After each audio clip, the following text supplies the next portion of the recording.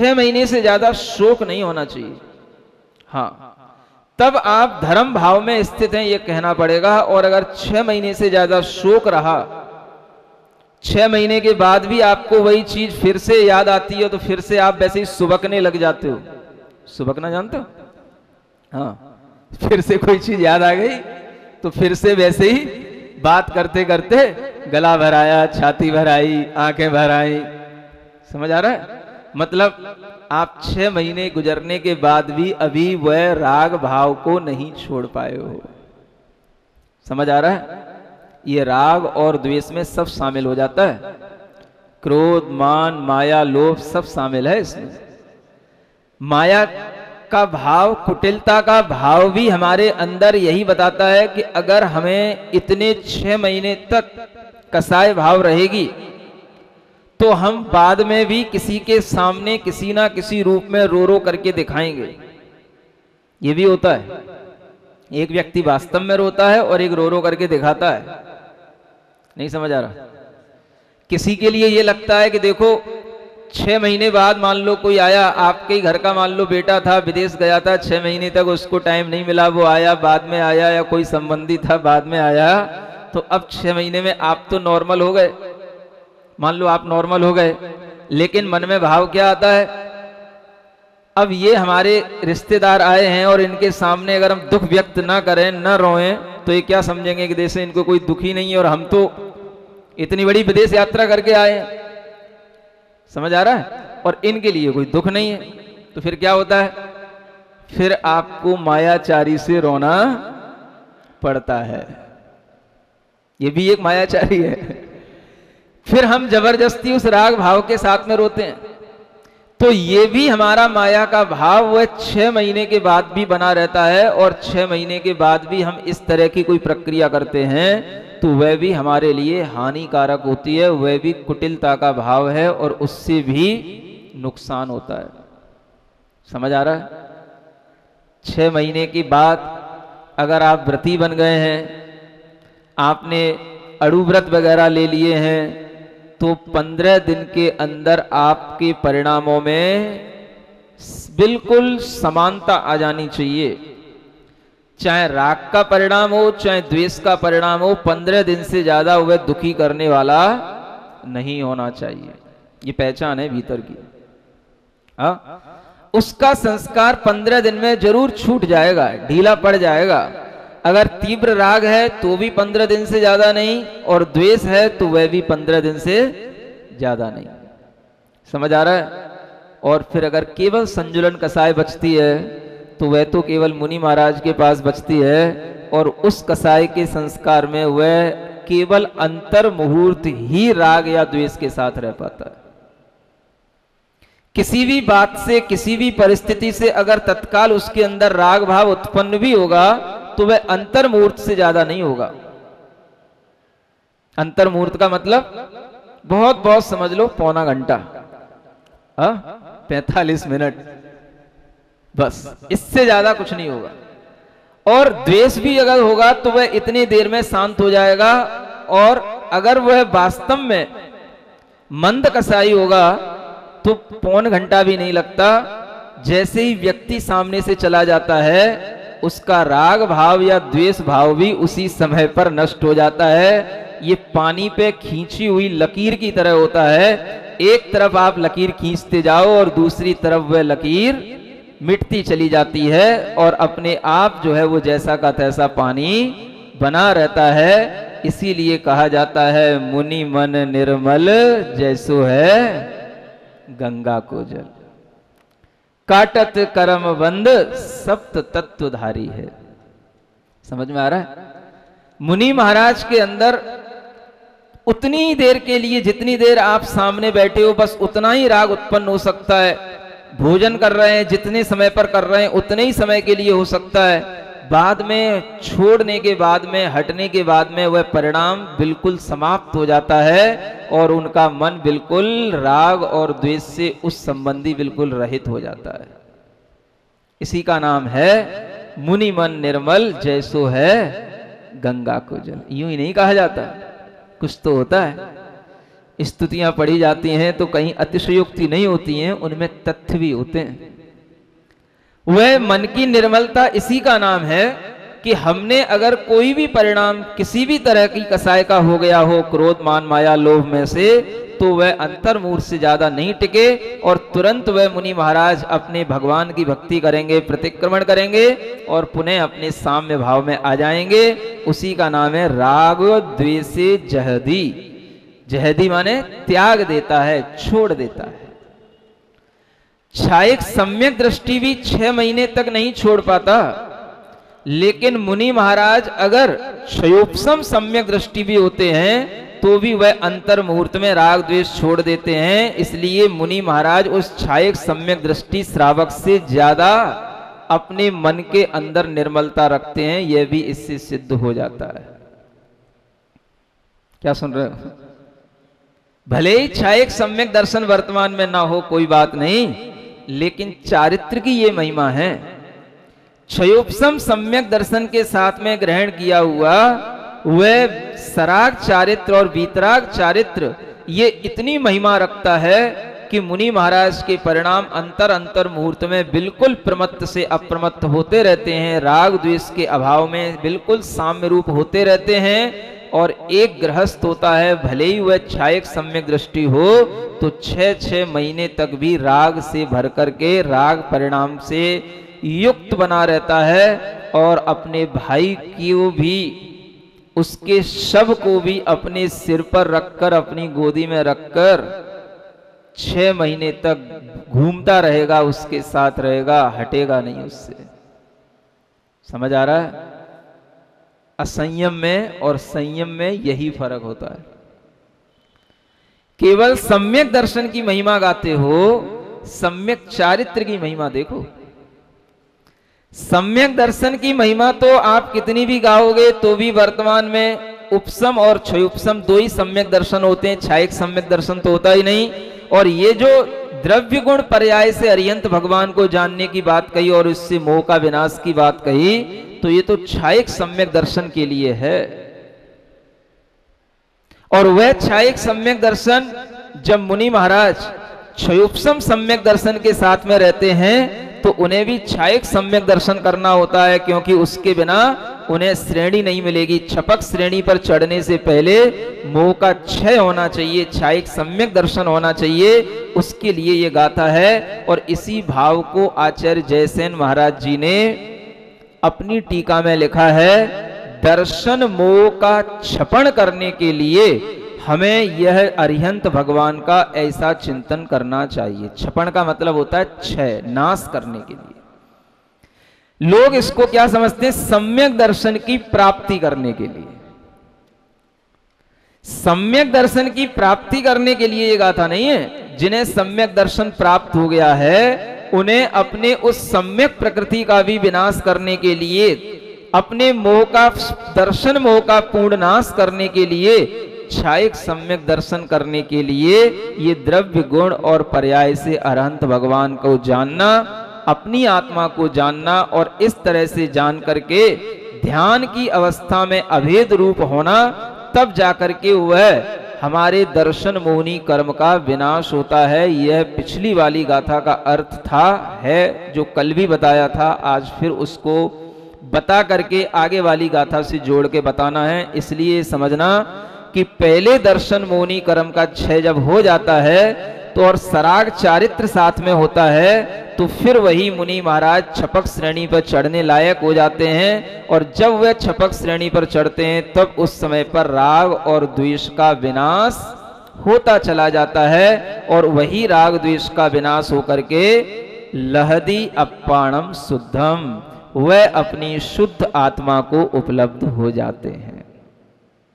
आया समझ में?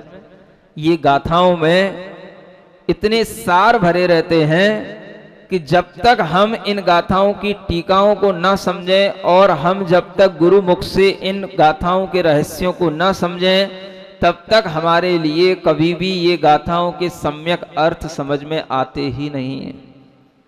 कई विद्वान इतना ही कहते हैं कि ये जो 86 नंबर की गाथा थी ये तो दर्शन मोहिनी को नष्ट करने के लिए, माने उपशम करने के लिए, सम्यक दर्शन प्राप्त करने के लिए है, और ये 87 नंबर की गाथा सम्यक चारित्र प्राप्त करने के लिए है, ऐसा कहते हैं। और ऐसे कई प्रवचन सार ग्रंथों के शास्त्रों के विशेषार्थों में आपको इन गाथाओं में लिखा मिलेगा।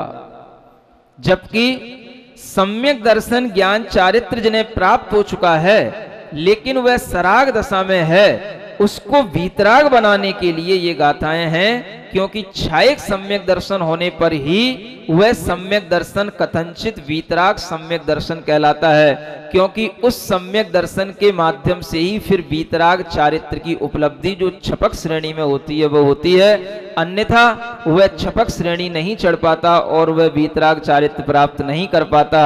इसलिए उसके अंदर के राग और द्वेषों का संपूर्ण नाश नहीं हो पाता।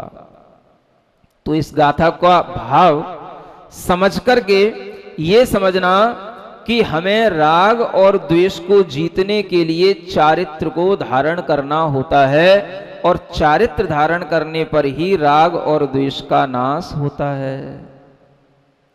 समझ आ रहा है? राग द्वेष का नाश कैसे होगा? हाँ, केवल बातों से नहीं होगा।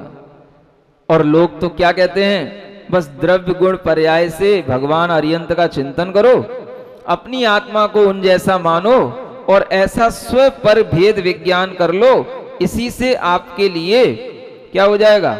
मोह का क्षय हो जाएगा। मोह का क्षय हो गया तो आत्म तत्व उपलब्ध हो गया। देखो यहाँ क्या लिखा है, जीवो भवगत मोह, व्यपगत मोह है माने मोह से रहित हो गया, और अपड़ो तत्क्षम उपलब्ध माने आत्म तत्व से उपलब्ध हो गया, ये यहाँ लिखा है।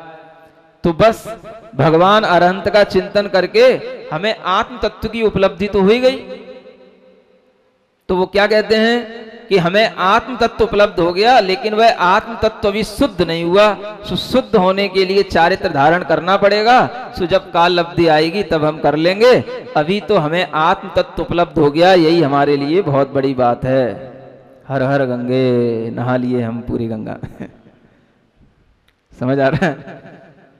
ऐसे लोग अपने आप में संतुष्ट हो लेते हैं, पढ़ पढ़ करके खुश हो लेते हैं, लेकिन केवल पढ़ने से क्या होगा? ये राग और द्वेष का जब तक अभाव नहीं होता तब तक शुद्धात्मा की उपलब्धि नहीं होती, और उससे पहले जब तक मोह का क्षय नहीं होता तब तक आत्म तत्व उपलब्ध नहीं होता। तो मोह का क्षय तो वर्तमान में होना ही नहीं है, किसी का भी नहीं होना है। छायक सम्यक दर्शन होना ही नहीं, क्योंकि केवली श्रुत केवली है ही नहीं। ये तो अंतरंग की प्रक्रिया बताई जा रही है कि अगर केवली श्रुत केवली भी सामने हो तो क्या करोगे तुम? तो उस समय पर उन केवली भगवान का द्रव्य गुण पर्याय से स्मरण करके, उनको जान करके और उनका अभेद रूप से ध्यान करके अपनी आत्मा को भी ऐसा ही जान करके जो विशुद्धि आप उत्पन्न करेंगे उससे मोह का विनाश होगा। ये केवली और श्रुत केवली के सानिध्य में ही होगा, अन्यथा नहीं होगा। तो ये तो अध्यात्म ग्रंथ है।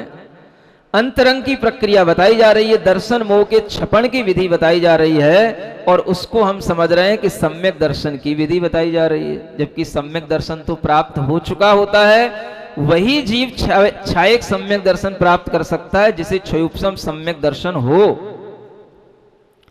क्षयोपशम सम्यक दृष्टि जीव को ही छायक सम्यक्त्व का लाभ होगा, क्योंकि क्षयोपशम सम्यक दर्शन के बिना कभी भी उस जीव के लिए ऐसे क्षय करने योग्य परिणाम उत्पन्न होते ही नहीं है।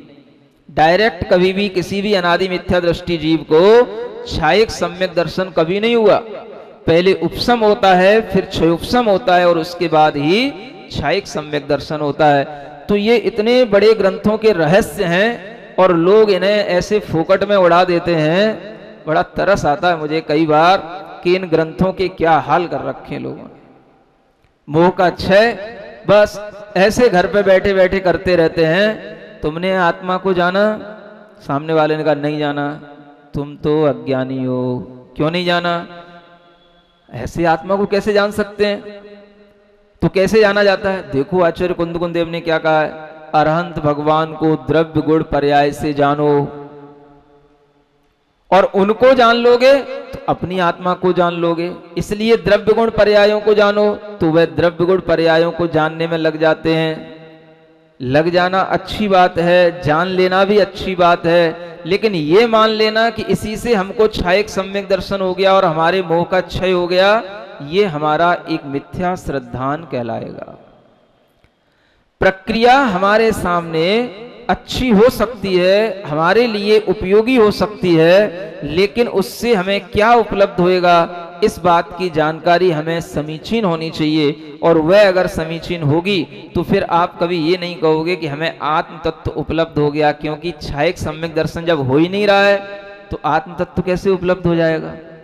उपलब्ध होने का मतलब माने जैसे कोई चीज हमें प्राप्त करनी हो, वो चीज हमारे हाथ में आ गई, वो चीज हमें प्राप्त हो गई, तो आत्मा हमारे लिए उपलब्ध होगी, माने हमने आत्मा को बिल्कुल पकड़ लिया या आत्मा हमारे लिए बिल्कुल ही प्राप्त हो गई, उपलब्ध हो गई।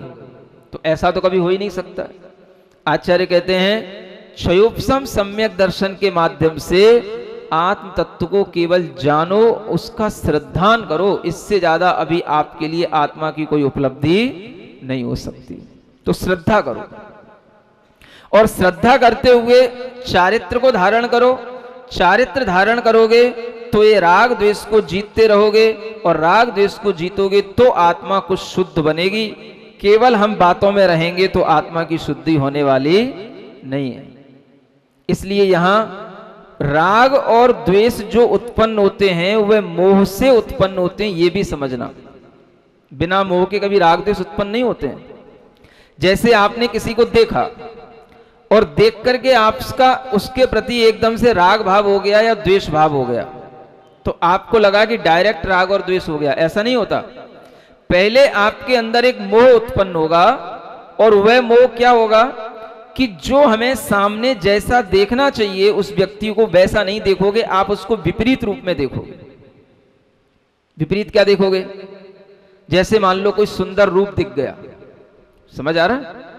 आपको उसको ग्रहण करने के लिए एकदम से आपके अंदर पहले मोह उत्पन्न होगा, और मोह क्या करेगा, आपको यह नहीं सोचने देगा कि यह उसका शरीर है, यह उसके भीतर आत्मा है, या यह उस आत्मा की पर्याय है। ये कुछ भी सोचने में नहीं आएगा।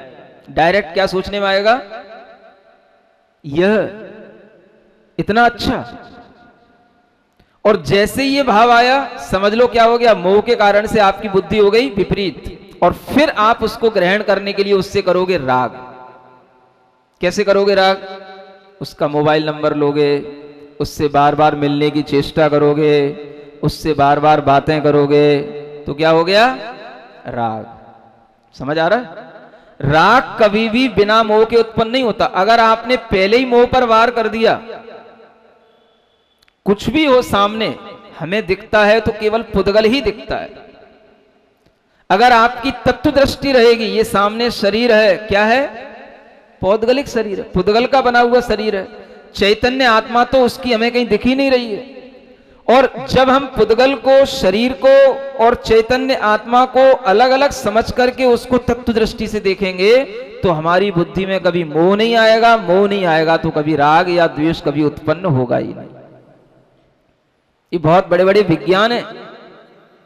आज की साइकोलॉजी कितनी किसी को पढ़ा दी जाए, लेकिन जब तक आप ये कसायों के विज्ञान नहीं समझेंगे तब तक साइकोलॉजी अधूरी है, मनोविज्ञान अधूरा है।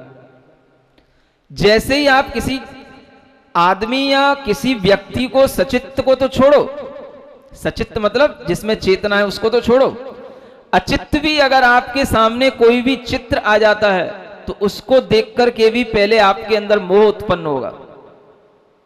क्या समझ रहे हो? कैसा मोह उत्पन्न होता है? मोबाइल में लगे रहते हैं लोग। अब मोबाइल में वो क्या होता है, सचित्त होता है कि सचित्र होता है? देखो दो चीजें हैं, एक सचित्त और एक सचित्र। अब मोबाइल में जो चीज है वो आपके लिए कैसी है, सचित्त है कि सचित्र है? वो चित्र है। भले ही वो जीवंत कुछ भी हो, कहीं पर भी हो, भले ही वो लाइव टेलीकास्ट चल रहा हो, कुछ भी हो, लेकिन आपके लिए तो क्या है, वो आपके लिए तो वो सचित्र तो नहीं है। आपके लिए तो सचित्र ही हो गई, चित्र हो गया। तो चित्र हो गया माने आपके लिए तो वो देखा जाए तो बेजान चीज है वो, उसमें जान कहां है? नहीं समझ आ रहा? कोई भी चित्र आप देखो, कहीं पर भी वो मोबाइल कर रहा हो, आपका मोबाइल भी मोबाइल कर रहा हो, माने कहीं पर भी घूम रहा हो, या कोई भी लाइव टेलीकास्ट भी चल रहा हो और उसमें आप कुछ भी देख रहे हो, या कोई चीज पहले की फीड की हुई हो आप उसको देख रहे हो, दो जीव आपस में कुछ कर रहे हो, जीवों की क्रिया चल रही हो मान लो, तो भी वो आपके लिए तो क्या है? सचित्र नहीं है वो आपके लिए तो सचित्र है बस। मतलब उसमें जान नहीं है आपके लिए। आपके पास में होते हुए भी आप उसको छू करके क्या अनुभव कर लोगे बताओ? मोबाइल की स्क्रीन अनुभव होगी कि उस स्क्रीन के अंदर जो चल रहा है वो स्क्रीन अनुभव हो जाएगी? क्या सुन रहे हो? आज के बच्चों को ये समझने की जरूरत है, इसलिए समझा रहा हूं। एक स्क्रीन है और स्क्रीन के अंदर एक स्किन है, समझ आ रहा है? आप अगर टच करोगे तो क्या टच होगा? स्क्रीन के स्किन। फिर जिस चीज को आप छू नहीं पा रहे हो वो चीज आपके लिए बिल्कुल बेजान है, और उस बेजान चीज में भी आपको मोह उत्पन्न होता है कि नहीं होता? मोह उत्पन्न होने का मतलब यह बुद्धि में विपरीतता आ जाना, जो जैसा नहीं है उसको वैसा दिखने लग जाना। और इसी के कारण से ये फेसबुक और इंटरनेट के इतने बड़े बड़े व्यापार चल रहे हैं, और इतनी बड़े बड़े जो है अनेक तरह के दुराचार और आतंक फैल रहे हैं। इन सब का कारण सिर्फ पहले ये मोह बुद्धि है, जिसके कारण से आदमी को उल्टा ग्रहण करने में आता है। अगर वो इतना सोच ले कि ये चित्र है, बेजान है, तो उसके लिए मोह उत्पन्न नहीं होगा, और मोह नहीं होगा तो राग होने का सवाल ही नहीं। आजकल तो चित्र ही देख देख करके फेसबुक पर बैठे बैठे, जिसको कभी देखा ही ना हो, कभी जिससे मिले ही ना हो, और ऐसे राग हो जाते हैं कि उसके लिए मरने और मारने को तैयार हो जाते हैं। हाँ? कितना आदमी के अंदर मोह चढ़ा हुआ है। ये मोह, राग और द्वेष, इनकी प्रक्रिया को समझे बिना आपके अंदर कभी भी सरलता आ ही नहीं सकती है। क्या सुन रहे हो? इसीलिए जब कुटिलता रहती है तो हम मना भी करते हैं कि मोबाइल नहीं लेना, धर्म की आराधना कर रहे हो, तो भी वह मोबाइल छोड़ते नहीं है। क्या समझ आ रहा है? हाँ, मोबाइल में ही सब कुछ मोह, राग और द्वेष रहता है आज के समय में बस। और ये समझना, सबसे बड़ा राग द्वेष मोह का साधन है और कुछ नहीं है। हाँ, आपको बिल्कुल एकांत मिल जाए और आपके पास में बस केवल मोबाइल हो, बस दिन हो, घंटे हो, रात हो, महीने हो, सब निकल जाएंगे, पता नहीं पड़ेगा। दिन, महीने, साल सब गुजरते जाते हैं। समझ में आ रहा है? हाँ, पता ही नहीं पड़ता।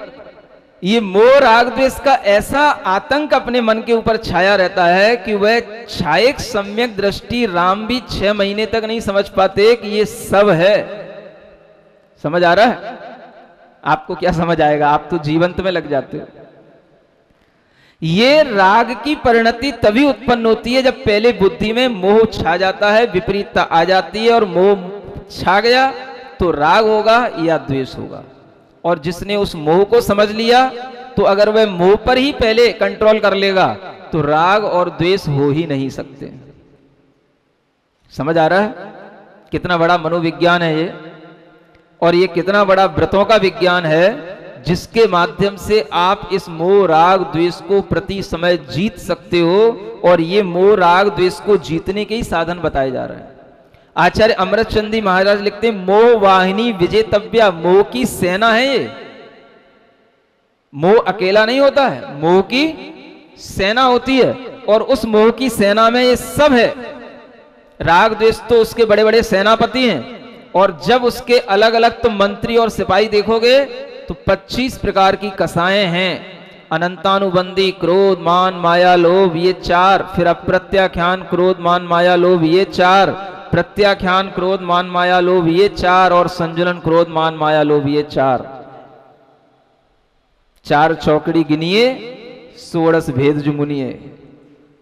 पढ़ते हो ना आलोचना पाठ में? कितने हो गए ये 4 चौको? 16। और 9 कसाएं और होती हैं, हास्य, रति, अरति, शोक, भय, जुगुप्सा, स्त्री वेद, पुरुष वेद और नपुंसक वेद। ये 25 कसाएं तो मोटी मोटी हैं, इनके भी फिर और परिवार हैं। समझ आ रहा है? और ये सब आत्मा के ऊपर आतंक मचाए रखते हैं। सामान्य से जब कोई भी व्यक्ति अपने बाहरी दृष्टि रखता है तो उसके लिए कसायों का ही केवल उसका उद्रेक सामने आता है, और वह कसाय से सहित होने के कारण, मोह से सहित होने के कारण ही भ्रमित होता है। इसलिए इस मोह की महिमा को ये समझ करके कि ये हमें भ्रमित करने वाला है, सबसे पहले हमें मोह का स्वरूप समझना चाहिए कि हमारे माइंड में कब मोह उत्पन्न होता है। और अगर आपका माइंड किसी चीज से जुड़ रहा है तो समझना राग हो रहा है, और हट रहा है तो समझना द्वेष हो रहा है। और ये माइंड की प्रक्रिया हमेशा चला करती है। इसीलिए आचार्य कहते हैं मोह को अगर जीतना है तो आप अरिहंत भगवान की भक्ति करो। समझ आ रहा है? और राग द्वेष को जीतना है तो आप चारित्र की भक्ति करो, चारित्रवानों की भक्ति करो, मुनि महाराज, आचार्य परमेष्ठी और उपाध्याय परमेष्ठी की भक्ति करो। आप राग और द्वेष से बचे रहेंगे, जैसे कि अभी बचे हुए बैठे हो। अगर भक्ति नहीं होती तो यहां कैसे बैठ पाते? समझ आ रहा है? और अगर राग द्वेष को जीत रहोगे तो मोह भी जीतने में आ जाएगा। क्या समझ आ रहा है? क्योंकि आप धीरे धीरे अटैक कर रहे हो। पहले सेनापति को पकड़ो, फिर बाद में राजा भी पकड़ने में आ जाएगा। राग और द्वेष क्या है? ये उस मोह रूपी राजा के बड़े बड़े सेनापति हैं। तो आप यहां बैठ करके धर्म आराधना करते हुए राग और द्वेष से बचते हैं। एक तरह से आप ये समझ लो कि आप उस मोह रूपी राजा पर विजय प्राप्त करने के लिए पहले सेनापतियों पर अटैक कर रहे हैं, और ये सेनापति पकड़ में आ जाएंगे तो धीरे धीरे धीरे धीरे आपको वह मोह रूपी राजा भी पकड़ में आ जाएगा कि ये वास्तव में मोह रूपी राजा कैसा होता है, जो महाराज बार बार कहते हैं और फिर भी हम बार बार उस चीज को नकार देते हैं। ये हमारे मोह के कारण से ही होता है और किसी कारण से नहीं होता। ये कैसे समझ में आएगा? जब आप निरंतर इसी तरह से राग द्वेष से रहित होकर के उपदेश सुनते रहोगे, कभी ना कभी तो आएगा समझ में। चाय पिछली बार नहीं छोड़ी, इस बार छूट जाती है। कई लोगों की तंबाकू, सिगरेट, सप्त व्यसन होते हैं, आते रहते हैं। एक बार नहीं छूटते, अगली बार छूटते हैं। कभी ना कभी तो छूटते हैं, छूट रहे हैं, अपने आप छूटते जाते हैं। लोगों के मन के अंदर भाव बनते हैं, अपने आप आकर के वह कहता है मुझे सप्त व्यसन का त्याग करना है। और दिल्ली में भी ऐसे लड़के आने लगे हैं जो कहते हैं मुझे सप्त व्यसन का त्याग करना है। ये हो चुका है। समझ में आ रहा है? हाँ, व्यसनों का त्याग करने का नियम अपने मन से उसने हमारे बिना कहे भी अपने आप आकर के लिया है। ये दिल्ली वालों के लिए प्रसन्नता की बात है कि महाराज की भावना पूरी हो रही है। समझ आ रहा है? तो इससे क्या समझना कि सरलता राग द्वेष और मोह के अभाव में आती है, लेकिन मोह का अभाव एकदम से नहीं होता। पहले किसका अभाव होगा? राग द्वेष का। इतना तो राग कम करो कि हमें घर से यहां दूर बैठने का साहस पड़े। पहले घर में तो सब मिलेंगे परिवार के लोग, पहले वो छोड़ो। यहां बैठे हो, राग छूट रहा है। ये राग छूटेगा तब धीरे धीरे समझ आएगा कि मोह क्या होता है, फिर आप मोह को छोड़ पाओगे। तो यही एक प्रक्रिया होती है। इसलिए राग द्वेष को छोड़ करके भी मोह छोड़ा जाता है, और कभी कभी मोह को छोड़ करके भी राग द्वेष पर विजय प्राप्त की जाती है। ये दोनों तरीके से काम चलता है। इसलिए आचार्य महाराज यहाँ पर मोह को जीतने का भी उपाय बता रहे हैं, और राग द्वेष के अभाव में होने वाली आत्मा की परिणति भी बता रहे हैं। तो ये दोनों चीजें हमें ध्यान में रखनी है। दोनों गाथाएं बहुत अच्छी हैं, आगे भी ये विषय चलता रहेगा, लेकिन हम समझते रहें धीरे धीरे कि वास्तव में हमारी कसाएं कैसे हमारे ऊपर अपना अधिकार जमा लेती हैं, और हम कैसे इन राग आदि की गिरफ्त में फंस जाते हैं कि 6-6 साल तक भी हमारे परिणाम वहीं के वहीं रागान्वित बने रहते हैं। राग में तनक भी कमी नहीं आती है। समझ आ रहा है? ऐसे केसों को देख करके मुझे आश्चर्य होता है कि 6-6 साल के बाद भी बात वहीं की वहीं है। समझ आ रहा है? बड़ा आश्चर्य होता मेरे को। वही केस दिल्ली में अभी फिर वही केस आया, समझ आ रहा है, और वही स्थिति ज्यों की त्यों। पहले जैसा कहती थी वो, नहीं मैं उसको नहीं छोड़ूंगी, और वही बात आज भी बोल रही। ऐसी जब ये बेटे बेटियों की स्थिति देखने में आती है, तब लगता है कि जो आचार्यों ने लिखा है कि राग द्वेष ये कसाएं हैं और ये धीरे से अपने आप हल्की नहीं होती हैं, इन पर वार करने वाले वास्तव में वीर ही होते हैं, विजेता ही होते हैं। तब समझ में आता है कि ये छोड़ना हर किसी के बस का काम नहीं है। देखो आचार्य महाराज नीचे क्या लिखते हैं, बना यद्यपि मोह विहीन भाता, पाया असंक वन के निज तत्व, रागादि को तदपि वो जब त्यागता है, शुद्धात्म प्राप्त करता। यहाँ आचार्य कुंदकुंद देव इस गाथा में पूर्व में कही हुई दो गाथाओं के भाव का उपसंहार सारांश रूप में बताते हुए कहते हैं कि जितने भी अरिहंत भगवान हुए हैं वे सभी इसी विधान से अपने कर्मों को क्षय किए हैं। कौन सा विधान? कौन सा विधान? भक्तामर विधान, कल्याण मंदिर विधान कि तत्वार सूत्र विधान? कौन सा विधान करके कर्मों का क्षय किए हैं? जो विधान, विधान का मतलब जो उपाय, जो तरीका, जो मेथड पहले बताया है, उसी को अपना करके वह सभी अरहंत बने हैं। यह अरहंतों की एक खास बात होती है कि वे अरहंत भगवान जैसा स्वयं आचरण करते हैं, जैसा स्वयं अपने अंदर धर्म को धारण करते हैं, उसी धर्म को, उसी आचरण को वह दूसरों को बता करके जाते हैं। वह खुद ब खुद किसी ना किसी के रास्ते पर चलते हैं, कोई नया रास्ता कभी भी नहीं बनाते हैं। नया भाव उनके अंदर रहता है, आत्मा के अंदर नई विशुद्धि रहती है, नया ज्ञान रहता है, लेकिन नया रास्ता नहीं होता है। दुनिया में लोग नए नए रास्तों पर चलने की कोशिश करते हैं और कहते हैं कि हमें अपना रास्ता खुद बनाना चाहिए।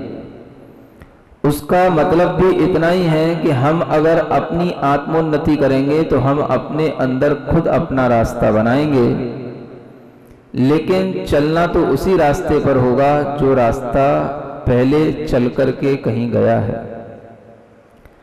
ये बात अलग है कि आज उस रास्ते के हमें कोई पदचिन्ह नहीं मिलते, उस रास्ते के हमारे पास में कोई संकेत नहीं होते, लेकिन फिर भी रास्ता तो होता है और वह रास्ता हमें सभी तीर्थंकर बता के गए। जिस रास्ते से चल करके गए उस रास्ते को भी वो बता गए, इसलिए रास्ता नष्ट हो गया हो, छूट गया हो, मिट गया हो ऐसा नहीं कह सकते, लेकिन रास्ता हमें अपना खुद बनाना होगा। कैसी अजीब बात है, जो रास्ता वो बता करके गए, जिस रास्ते पर वो खुद बन करके अरिहंत बने, और उसी रास्ते को अब हमें खुद बनाना होगा। इसका क्या अर्थ है? कोई नया विधान आपको नहीं रचना, जो विधान अनेक अनेक अनंत अनंत अरिहंतों ने स्वीकार किया है, उसी विधान के अनुसार आपको इस मार्ग पर चलना है। मार्ग पर चलोगे तो रास्ता खुद आप बनाने की कोशिश करोगे, खुद आपका बनेगा, लेकिन वह रास्ता वही होगा जो पहले लोग उस रास्ते पर जा चुके होंगे। ये बड़ा अजीब सा रास्ता है। लोग चले जाते हैं लेकिन उनके कोई भी निशान नहीं होते हैं। हर व्यक्ति को अपना एक नया रास्ता फिर से अपने भीतर बनाना पड़ता है, केवल कहने के लिए होता है कि हम रास्ते पर चल रहे हैं, लेकिन वास्तव में हमें अपना रास्ता खुद बनाना होता है। कुछ समझ आ रहा है आपको? बाहर जितने भी विधान करोगे वो दूसरे के बने बनाए होंगे, और उन विधानों से आप विधान कर लोगे, उन रास्तों पे चल लोगे। बाहर के रास्ते दूसरे के बने हुए काम में आ सकते हैं, लेकिन भीतर का रास्ता खुद ब खुद हमें बनाना होता है। बाहर के विधान अलग अलग हो सकते हैं, लेकिन भीतरी विधान तो एक ही होता है, एक ही रास्ता। क्या सुन रहे हो? और रास्ता सिर्फ रास्ता होता है, ओनली द वे। जिस रास्ते पर चलते हुए केवल हमारे अंदर ये भाव आता है कि हमें बस चलते जाना है, चलते जाना है, चलते जाना है, उस रास्ते का कोई भी नाम नहीं होता है, कोई पंथ नहीं होता, कोई कास्ट नहीं होती, कोई संप्रदाय नहीं होता। रास्ते पर ना जैन लिखा होता है, ना बौद्ध लिखा होता है, ना कुछ लिखा होता है। रास्ता सिर्फ रास्ता होता है। कितने ही रास्तों पर आप चल जाओ, लेकिन जब तक इस कहे हुए विधान के अनुसार आप अपने अंदर का रास्ता खुद नहीं खोजोगे और खुद नहीं बनाओगे, तब तक आप मोक्ष मार्ग पर चल नहीं पाओगे। मोक्ष मार्ग बाहर से ज्यादा चलता है कि भीतर से ज्यादा चलता है? और आप बाहर ज्यादा चलते हो कि भीतर ज्यादा चलते हो? बाहर ज्यादा रहते हो कि भीतर ज्यादा रहते हो? फिर कैसे कहोगे कि हम मोक्ष मार्ग पर चलेंगे? जितनी भी पूजाएं हैं, विधान हैं, जितने भी कार्यक्रम हैं, सब बाहर के हैं कि भीतर के हैं? बाहर के ही है, भीतर तो कुछ नहीं होता। और जब भीतरी रास्ते की ओर ले जाने की बात आती है तो फिर आप बड़ा असमंजस में पड़ जाते हो और बड़ा कभी कभी अपने आप को असहाय महसूस करते हो कि हमें कुछ समझ नहीं आ रहा कि हम कैसे जाएं भीतर, कैसे उतरें अपने में भीतर, कैसे हमको रास्ता मिले। एक बड़ा कठिन मार्ग बन जाता है, क्योंकि आंख बंद करते ही हमें भीतर अंधेरा दिखता है और चलना उसी अंधेरे में होता है।